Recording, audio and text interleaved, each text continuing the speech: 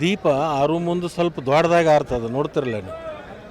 ಹಂಗೆ ಅನಂತಕುಮಾರ್ ಹೆಗಡೆ ಅವರು ರಾಜಕೀಯದಿಂದ ಕಳೆದು ಹೋಗ್ತಕ್ಕಂಥ ಸಂದರ್ಭದಲ್ಲಿ ಇಂಥ ಆವಾಜ ಶಬ್ದಗಳನ್ನು ಮಾತನಾಡಿ ತಮ್ಮ ಅಸ್ತಿತ್ವವನ್ನು ತಾವೇ ಕಳ್ಕೊಳ್ತಕ್ಕಂಥದ್ದು ಪ್ರಾರಂಭವಾಗಿದೆ.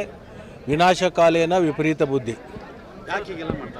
ನಾನು ಹೇಳಿದ್ನಲ್ಲ, ದೀಪ ಆರು ಮುಂದೆ ದೊಡ್ಡದಾಗಿ ಆರ್ತದೆ ಅಂತೇಳಿ. ಅದಕ್ಕೆ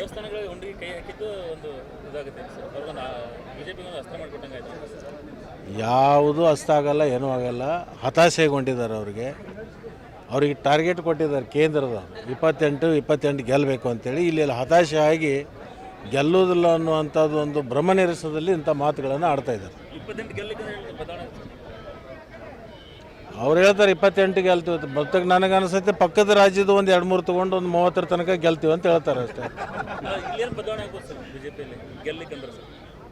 ಅಲ್ಲಿ ಬದಲಾವಣೆ ಆಗುವಂಥ ಪ್ರಶ್ನೆನೂ ಉದ್ಭವ ಆಗೋದಿಲ್ಲ. ಅಲ್ಲಿ ಎಲ್ಲಿ ಕೂಡ್ಬೇಕು ಅಲ್ಲಿ ಕೂತಿದ್ದಾರೆ, ಇನ್ನೇನು ಬದಲಾವಣೆ ಆಗಬೇಕು? ಬದಲಾವಣೆ ಆಗಿ ಕೂತಿದ್ದಾರೆ, ಇನ್ನೇನು ಕೂಲಾಡ್ತಾರೆ.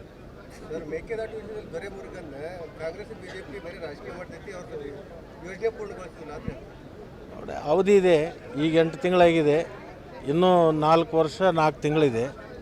ಅಷ್ಟರೊಳಗೆ ಅದು ಮೇಕೆದಾಟು ಇರ್ಬೋದು,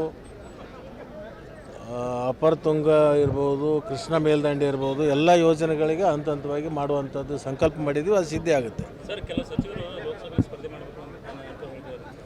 ನೋಡಿ, ರಾಷ್ಟ್ರೀಯ ಪಕ್ಷದಲ್ಲಿ ಅಂಥ ವಿಚಾರಗಳು ಸಹಜವಾಗಿ ಬರ್ತಿರ್ತವೆ. ಯಾವ ಅಭ್ಯರ್ಥಿ ಸೂಕ್ತ ಆಗ್ತದೋ ಅಂಥ ಅಭ್ಯರ್ಥಿಗಳನ್ನ ನಿಲ್ಲಿಸುವಂಥದ್ದು ನಮ್ಮ ಪಕ್ಷದ ವರಿಷ್ಠರು ತೀರ್ಮಾನ ತಗೋತಾರೆ. ಆ ತೀರ್ಮಾನಕ್ಕೆ ಎಲ್ಲರೂ ಬದ್ಧರಾಗಿ ಕೆಲಸ ಮಾಡ್ತಾರೆ.